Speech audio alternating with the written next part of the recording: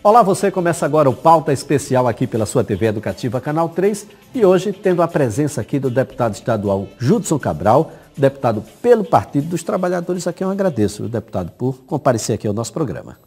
Bom, primeiro eu quero dizer da satisfação de estar aqui na TV Educativa, no programa Pauta Especial, com o amigo Elias.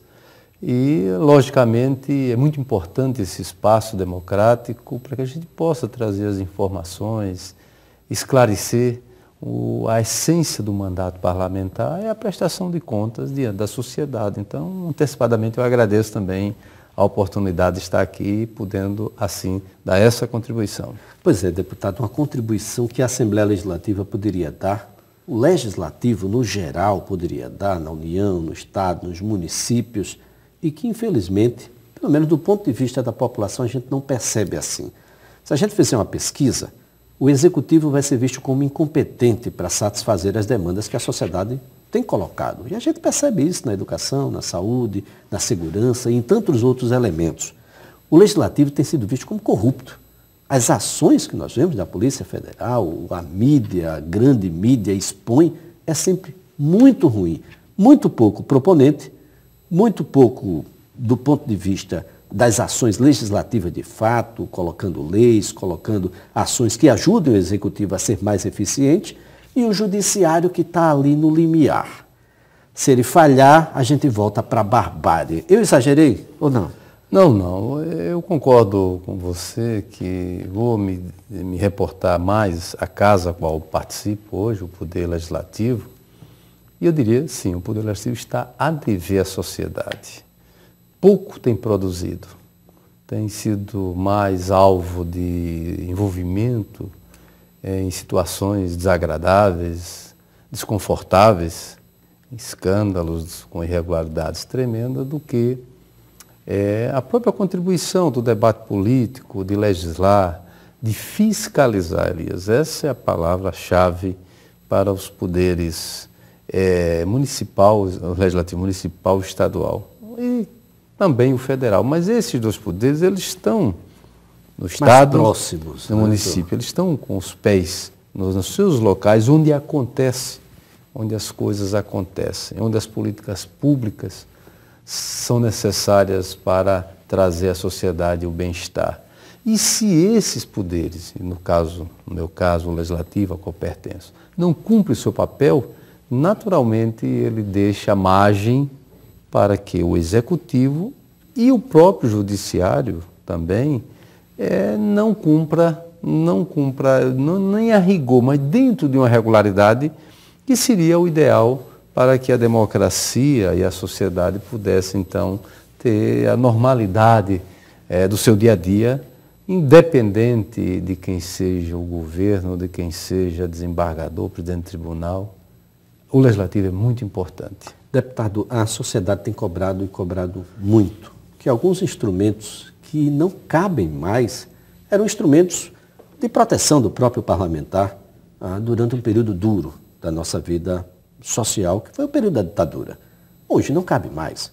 Nós completamos 25 anos da Constituição de 1988, uma Constituição cidadã que protege o parlamentar, que protege o parlamento, que protege a fala. Mas alguns instrumentos, como a imunidade, têm sido distorcidos. Foro privilegiado tem sido um elemento antidemocrático, na medida em que os demais mortais não possuem a mesma condição. E esses instrumentos não têm sido utilizados para a vida parlamentar propriamente dita, mas para o extrapolar da vida enquanto cidadão, né? E aí vai de crimes, desde contra a administração pública até crimes contra a vida, né? Então a gente consegue ter em determinado momento, dentro da composição parlamentar, quase ninguém deixa de responder a algum tipo de processo que vai desde crime contra a vida a crimes contra o erário público. Ou seja, a situação era para ser inversa. Era para a gente ter isso como sendo um elemento bastante... Esse era para ser um pingo, uma gota d'água no oceano e não no oceano inteiro. Olha, Elias, eu até entendo que coube, naquele momento que nós vivíamos a perseguição da ditadura, o parlamento, muitos parlamentares foram perseguidos, inclusive foram arrancados cassados à revelia de qualquer preceito constitucional, a imunidade veio para assegurar essa liberdade democrática do parlamentar que é escolhido para representar a sociedade, se manifestar, ter o sigilo da fonte, das suas informações, ter, assim, a garantia. E realmente, com o passar do tempo, se confundiu isso, e isso é perigoso. Eu tanto concordo com a sua observação, como eu fui o autor aqui do projeto que estabeleceu o Código de Ética da nossa Assembleia Legislativa. Está em vigor? Está em vigor. E naquela ocasião, o projeto original, eu inclusive fiz uma modificação. Eu coloquei um parágrafo em que dizia que os crimes hediondos, de crime contra a vida, crimes de corrupção, não poderiam ser levados a efeito para fim de humanidade. O parlamentar deveria ser tratado. Mas aí a maioria, quando e aí, naturalmente, não concordava, né? E que eu estava legislando em causa própria, a Constituição, inclusive. Por fim. Bom, isso é um fato, porque eu também defendo. Eu acho que o parlamentar, primeiro, ele tem que dar bom exemplo, acima de tudo. Ele tem que se conduzir como alguém que aceitou a delegação da sociedade para, inclusive, defendê-la, para ser esse elo de ligação nas suas reivindicações e na defesa ampla dos interesses da sociedade. Como é que eu vou, a partir daí, usar o mandato para corromper? Para praticar atos de violência? Pelo contrário, eu tenho que ser exemplarmente punido para poder dar a sociedade entender. Então eu concordo. Eu acho que mais cedo ou mais tarde essa imunidade ela vai ser suprimida. O Congresso começou a sentir, né, a pressão de alguns e está começando a avançar, né? E eu acredito que isso mais cedo ou mais tarde vai ocorrer e tem meu total apoio. Deputado Judson, o que é que está acontecendo neste momento na Assembleia Legislativa de Alagoas? O Ministério Público, inclusive, divulgou uma nota pedindo que as pessoas liguem, colocou um disque denúncia em relação à Assembleia Legislativa. O senhor, inclusive, foi convidado, compareceu, o senhor compareceu como convidado, compareceu, inclusive, porque quis comparecer ao Ministério Público Estadual. O que é que lá foi tratado? O que, de fato, o senhor pode contribuir para o esclarecimento de tudo o que acontece lá na Assembleia Legislativa? Elias, o Parlamento está vivendo um momento difícil, delicado, e não é culpa da sociedade, não é culpa dos próprios integrantes. E, inclusive, em erros, ao meu ver, em situações que são recorrentes, porque há pouco tempo nós tivemos problemas praticamente da mesma natureza. Então, o Ministério Público, ao receber denúncias do parlamentar João Henrique, ele não tem outra saída senão apurar se houve descumprimento dos preceitos legais que norteiam a utilização dos recursos. Isso tem causado um mal-estar muito grande, porque, primeiro, a sociedade já está num nível de tolerância assim, no limite, então todos nós, é como se todos nós estivéssemos sob suspeita. Eu, tranquilamente... O senhor não recebeu esse dinheiro? Não, eu nunca utilizei os mecanismos. O que está lá sendo investigado é a utilização fora dos padrões de uma gratificação que é para atividades parlamentares extraordinárias. O senhor tem conhecimento se os demais deputados do Partido dos Trabalhadores receberam essas gratificações? Olha, o Ministério está investigando e a grande maioria dos parlamentares alegam que eles dizem, têm declarado que eles utilizaram...